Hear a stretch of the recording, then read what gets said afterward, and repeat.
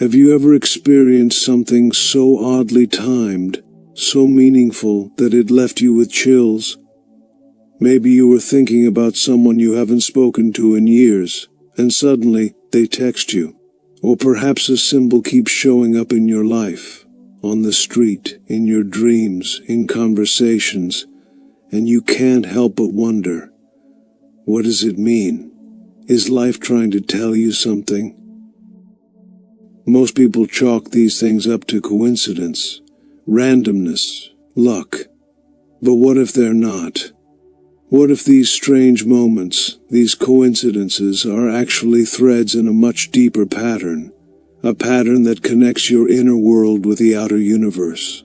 What if there is no such thing as coincidence?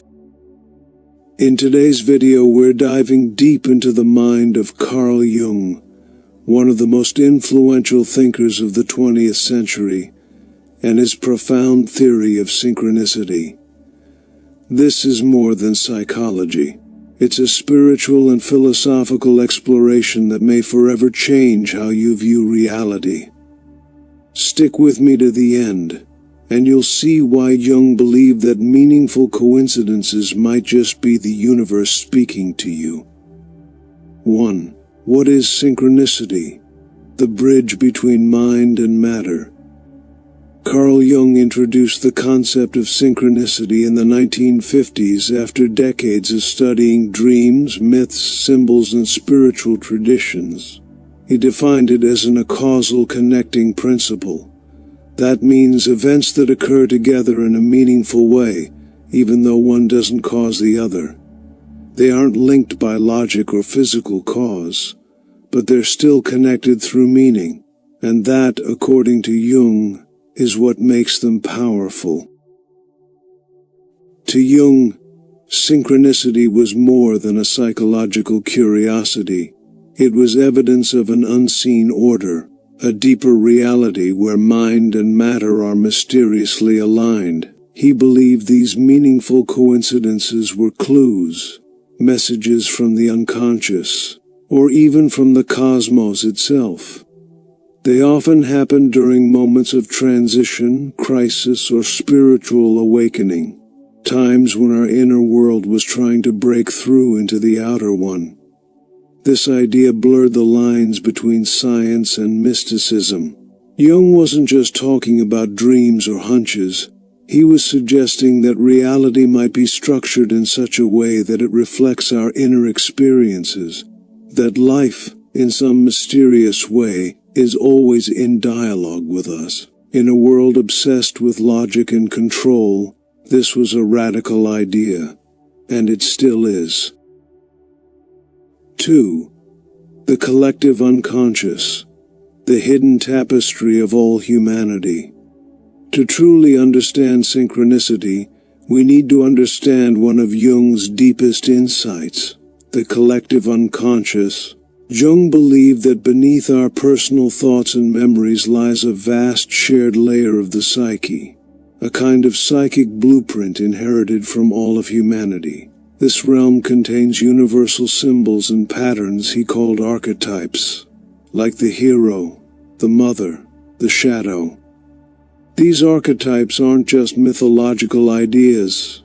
They show up in our dreams, stories, religions, and even in synchronicities. For Jung, synchronicity was the manifestation of the collective unconscious in the outer world. When we experience a meaningful coincidence, it's often tied to an archetype awakening within us. The outer world becomes a mirror, showing us what's stirring in the depths of our psyche. Let's say you keep seeing images of rebirth, snakes, phoenixes, or butterflies, and then you go through a major life transformation. According to Jung, this isn't just chance. It's the archetype of rebirth emerging in your unconscious, expressing itself through symbolic events in the world around you. The collective unconscious is not just a storage room of human experience. It's a living, breathing dimension that communicates with us through symbols and synchronicities. 3. Eastern wisdom and the Tao of synchronicity. Jung's work was heavily influenced by Eastern philosophies, especially Taoism, the ancient Chinese system of thought that emphasizes balance, flow, and harmony with the natural world. The Tao Te Ching speaks of a universe that moves in rhythms, where nothing is forced and everything happens in its time. Jung believed that synchronicity was one of those natural rhythms, a moment when the inner and outer worlds moved in harmony. He often referenced the Taoist idea of Wu Wei, which means effortless action, acting in alignment with the flow of life rather than pushing against it. When you live in sync with the Tao, synchronicities seem to happen more often. You meet the right person at the right time. You find the book that changes your life. It's as if the universe starts collaborating with your inner journey. These insights weren't purely theoretical. Jung kept extensive records of his patients' dreams, and often witnessed external events lining up with inner psychic changes.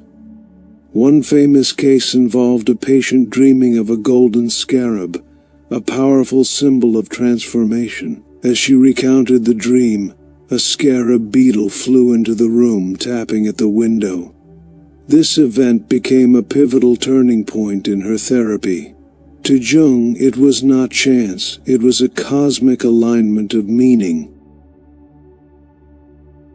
4. Synchronicity and the alchemy of transformation.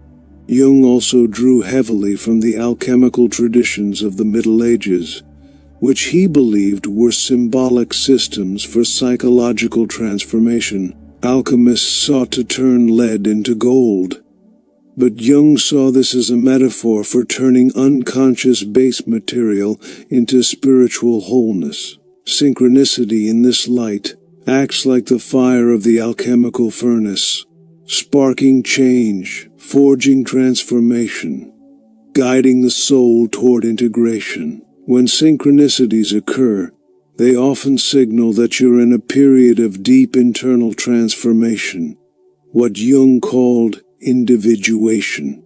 This is the lifelong process of becoming your true self, of integrating all your inner parts, the light and the shadow, the conscious and the unconscious. And synchronicities? They're like guideposts on this sacred journey. Alchemy taught that the universe and the soul reflect one another, a principle echoed in the Hermetic phrase, as above, so below. Jung saw synchronicity as the living expression of this law. When the outer world suddenly reflects your inner reality, it's not random, it's revelation. The more conscious you become, the more you start to see the world not as chaotic, but as meaningful, layered, symbolic, alive. 5. The power of paying attention. How to recognize synchronicities. So how can you recognize synchronicities in your own life? The first step is simple but profound: pay attention. We live in a world that trains us to ignore the symbolic, to brush off the magical as mere coincidence. But Jung believed that by tuning into your inner life, through dreams, symbols, and intuition, you begin to notice patterns in the outer world that speak directly to you. Start by journaling. Write down dreams, strange encounters, repeating numbers, random but meaningful events. Look for emotional resonance.